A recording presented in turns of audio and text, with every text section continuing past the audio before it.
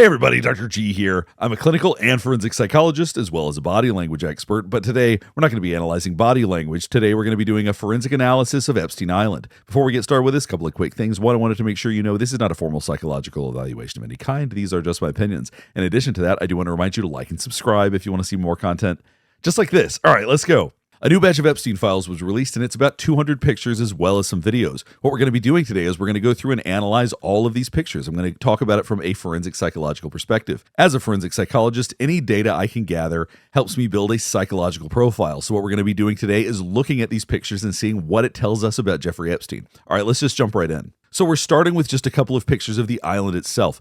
Something I want you to be thinking about is that anything that we do in our environment, any way that we design our house, any choices that we make, the things that we like to surround ourselves with, that is a representation of our internal world. So I want you to think about the psychology of even owning an island. It's a closed system. You get to make your own universe. It's almost like a physical manifestation of the idea that I answer to no one. Some people seek isolation to recharge, and some people seek it to dominate. So you have to think about the fact that having this island is likely secretive. It's a way to maintain full control. I mean, think about the fact he's in full control of who comes, who leaves, what they see, what they do. This is an area where he's going to have absolute control.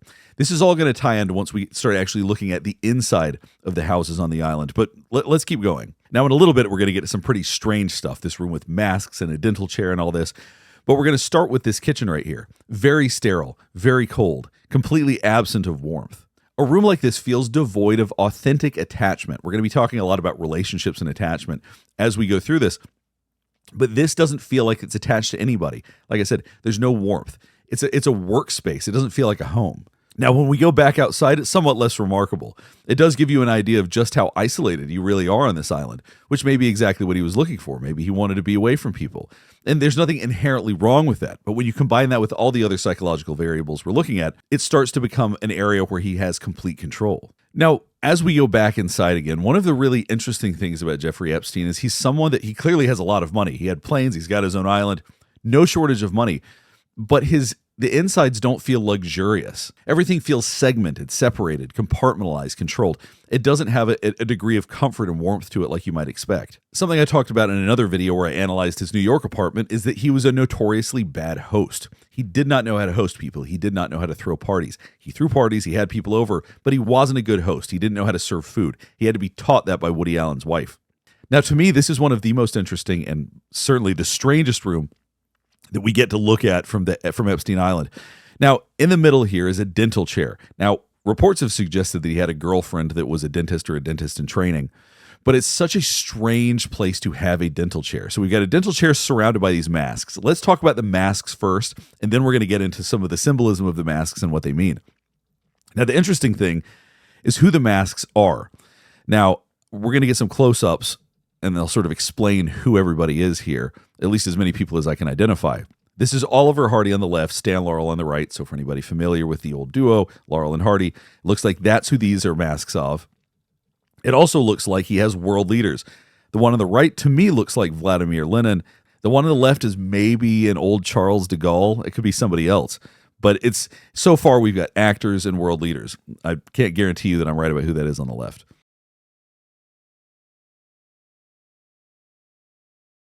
And then another wall has Humphrey Bogart, and it looks like Joseph Stalin on the right. I'm pretty sure that's who that's supposed to be. These are not the most skilled and detailed masks, so it's a little bit hard to tell.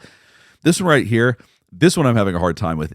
The mustache doesn't quite look right for Hitler, and nor does the hair, but maybe Hitler, Charlie Chaplin, somebody. I'm having a harder time identifying specifically who this is supposed to be. Now, these I'm a little confused by. The one on the right's probably Buster Keaton, although it doesn't look entirely like him, but I can't think of anybody else who would fit that. But the one on the left, the one on the bottom left, I have no idea who that's supposed to be. So if anybody knows, if anybody has any idea, please let me know in the comments below because I'm admittedly very curious. But then when we go up a little bit more, if we look towards the right side, that one's clearly supposed to be Mussolini. So what we have here is a collection of masks of entertainers, performers, world leaders. It exactly reflects the kinds of people that Jeffrey Epstein likes to collect himself. He likes being around influential people, rich people, performers. This is exactly the constellation, obviously different people because this would have been a different generation, but exactly the constellation of the types of people that he actually wants to be around.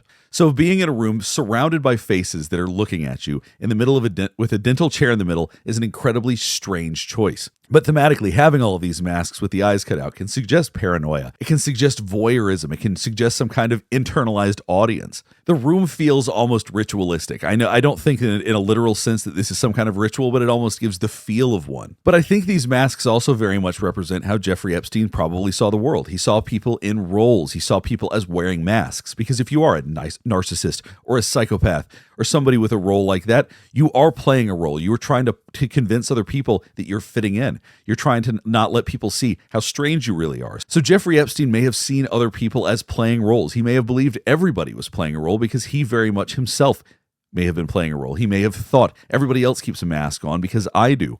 And that very much is not the way that the vast majority of the world lives. But to me, the idea of having this dental chair in the middle of all these masks, this is a power fantasy. And with these masks, for him, identity may seem like a facade. It may seem like a role rather than reality. He may not see people's personalities as reality. He truly may see them as people that are playing roles. And maybe for some of the people he interacted with, that may have been true. May have been true for himself. But like I said, that's not really true for the vast majority of people. Have you ever Googled your own name or email address? Before I had Aura, I did, and wow, it was my full name, my old address, phone number, all sorts of information I did not want people to have. That's why I started using Aura, today's sponsor. If you've ever wondered how scammers get your number or why your inbox is drowning in spam, this is why. They're companies called data brokers that collect and sell your personal information to marketers, scammers, and yes, even stalkers. They do it without your permission. The good news is they're legally required to remove it if you ask. The only issue is that it's time-consuming and they make it as confusing as humanly possible. This is where Aura comes in. They take care of the hard part for you, automatically requesting removals from these data broker sites and keeping your info off of them over time. In the first 2 weeks, you'll see exactly where your personal data is exposed and start watching it disappear without you lifting a finger. It's an all-in-one digital security tool that gives you alerts if your personal info appears on the dark web, real-time fraud alerts for crediting and banking, 24/7 identity monitoring, a secure VPN, antivirus, password manager, and more, plus a $5 million identity theft insurance policy and US-based fraud experts available around the clock. You can try Aura free for 14 days at aura.com/Dr. G. That's enough time for Aura to start scrubbing your info off all of these data broker sites automatically. I'm not leaving myself vulnerable, and you shouldn't either. Go to aura.com/Dr. G and get started with your 14-day trial today. All right, back to the analysis. You also have to think about the vulnerability that comes with dentistry. So to surround somebody with all of these symbols when you're in a very vulnerable position, laying back with your mouth open, almost restrained in a sense, it is a really strange psychological dynamic that goes back to suggest that he just does not understand people that well. He certainly wouldn't put these things up assuming that other people would enjoy them, I wouldn't think. He's not trying to impress anybody by keeping these up. I think that these would have to be for himself and himself only. It's interesting that he would have decorations like this because he seems sort of obsessed with surrounding himself with young women, but this is most definitely not something that young people are going to be impressed by or identify with or enjoy in any way, shape, or form. So it goes back to show that detachment that he has a hard time understanding attachment, I think. And he probably doesn't really care what other people like. Like this chair, for example. This small chair is not exactly something that looks particularly comfortable, and if this is a guest room, he's not going out of his way to have a nice, luxurious area for his guests. Obviously, it's nice, but the idea is that it's not built for comfort. As we continue to go through this, everything just continues to feel so sterile. So we look at these colored pencils, for example. It doesn't look like they're particularly used. They're more there as props, like a lot of things in his house. His house is full of objects, not things that people are attached to. Now, this picture is interesting to me because something that we see elsewhere, and we're going to get more into later on, is that many of his pictures, at least the ones with him in it, or with famous people, or with powerful people, with celebrities, or with world leaders, those kinds of things, where I assume this is a picture that was taken on a trip that he was on, although I'm not sure of that, but he's not in it, and it doesn't actually include people's faces. And so, once again, it's almost impersonal. Yes, it may be personal in the sense that those are people that he met or people that he interacted with, but there's nothing specifically personal about these pictures. It doesn't even show who they are. And I would expect that from someone who doesn't value relationships in a real way or who doesn't understand relationships. So here's more of his strange art. I am the subject. I don't know if this was gifted to him or something that he chose, but the idea of it saying, I am the subject, very self-centered. I also think it's interesting he has a picture of his own island right here. So something else we know about Jeffrey Epstein is that he really got excited by art, by artists, by professors, by people that are intellectuals. And he has a lot of items like this, like busts of famous composers, authors, those kinds of things. One thing you're going to notice is the vast majority of art in his home is either of women or of buildings or islands, or you really don't see a lot of men in his artwork. Like this picture right here is a woman who looks like she might be undressing or something like that. The picture on the left, it looks like the person may not be wearing any clothes. And I'd be very curious if he's connected to this art, because if you look at his apartment in New York, some of the art there was very strange. I don't know if any of this was actually hung up in his home or if it was just set aside like we're seeing it right now. He also tends to have artifacts like this, so that it looks like there's some African artifacts. I don't really know what the crystal skulls are. But I'd be very curious if he actually felt anything associated with these art pieces. Now, if we look right here, these little figures that he has set up, now these are things that you can pose to help you sketch, basically. You don't typically need 6 of them, so it's interesting if he may just have those purely as some sort of weird aesthetic choice because he likes to appear as someone who's worldly, who's interested in art and all of these things. But this in and of itself is actually quite peculiar because everything looks so empty.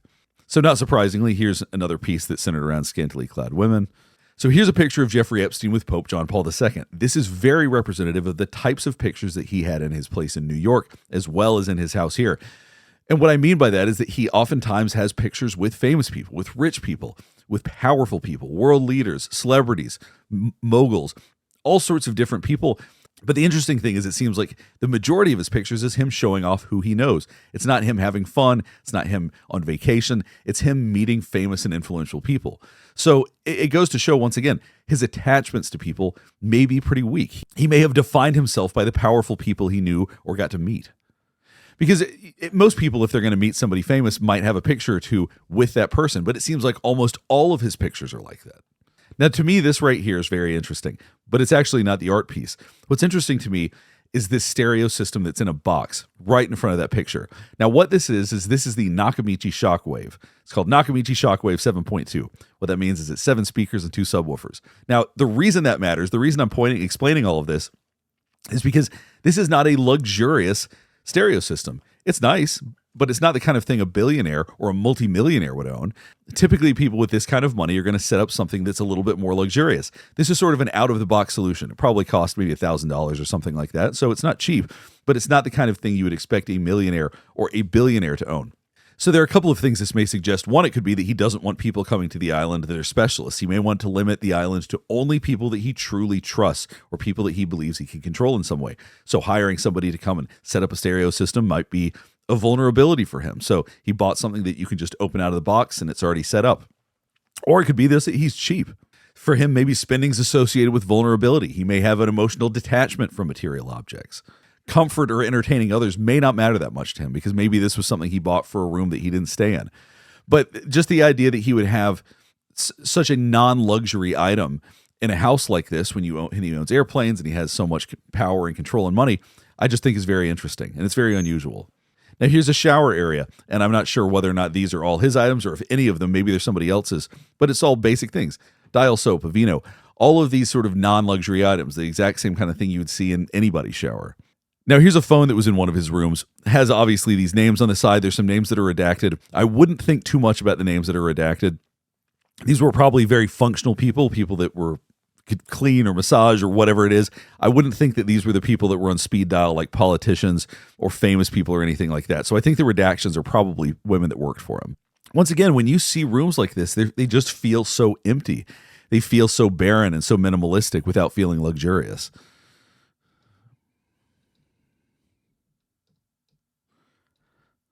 Now this, I wish we could see the whole picture because I can't tell what these are. They look like canes almost. Look like something out of Eyes Wide Shut or something like that. But they very well could be fireplace pokers or something to that effect. We can't see the other half of it, so I can't say fully what they are.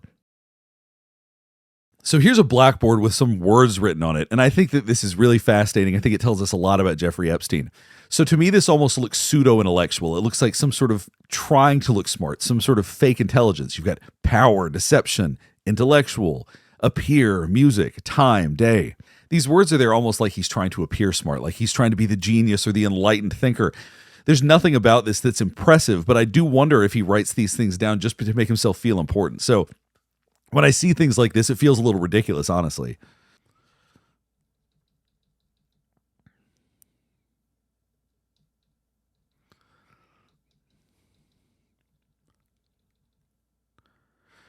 Once again, when we look at some of the items that he has around the house, as far as I can tell, and I'm no art expert, but these look like they're just plaster statues. These are not some sort of expensive worldly statues that he collected. These just look like decorations, which I just find very interesting because, once again, I don't think he has much of a connection to a lot of the decorations around his house. I don't think he feels much about these. They're just there to fill space.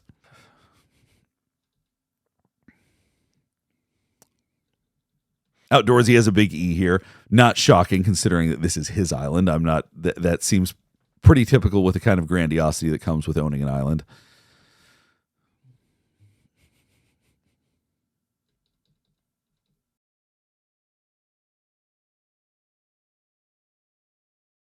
Now, here's a shot of some of these security cameras. Now, this doesn't stand out as particularly remarkable because if he had hidden cameras, very likely they would not have been monitored on something like this. But it also shows that it was wired for that type of technology. I want you to think about what it would be like to go somewhere like this. When you get there, obviously it's a beautiful island. It would probably be very impressive. But the longer you stay there, when you're indoors, it's all going to feel very lonely and impersonal and isolated. There's not really an ounce of warmth in this whole place. And so I can imagine that if you were a guest there, it would probably be impressive at first, but become very unpleasant after a while, or feel very isolating after a while. All right, we'll go ahead and wrap things up here. Hopefully this is helping you better understand some of the psychology of Jeffrey Epstein after getting to look at his island. So really what we saw here, when we look at the inside of these places, it's not only minimalist, but it feels overly controlled. It feels sterile. It feels quiet. It feels lonely. I want you to think about the fact that we create environments that reflect our inner world. So what we're seeing here is the inner world of someone who may have been very lonely, didn't understand people, saw them as objects, didn't really feel warmth. He may not have understood relationships at all and may have had an attachment to little or no one. As more of these Epstein files are released, I will continue to analyze these. If there's anything else you want to analyze, or if you have any other thoughts, please let me know in the comments below. Last thing before we get finished up is I do want to remind you to like and subscribe if you want to see more content just like this. All right, thanks for watching.